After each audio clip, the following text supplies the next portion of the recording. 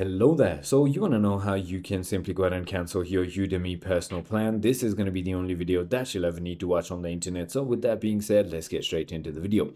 First things first, simply go ahead into the Udemy website and log in into your account. Once you've done that, hover over your profile picture or avatar in the top right corner. From the drop-down menu, select subscriptions. On the subscriptions page, locate the active personal plan you want to cancel, then click the cancel subscription button or cancel trial if on a free trial.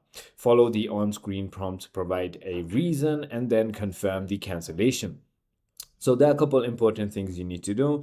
You retain access to the subscription content until the last day of your current billings.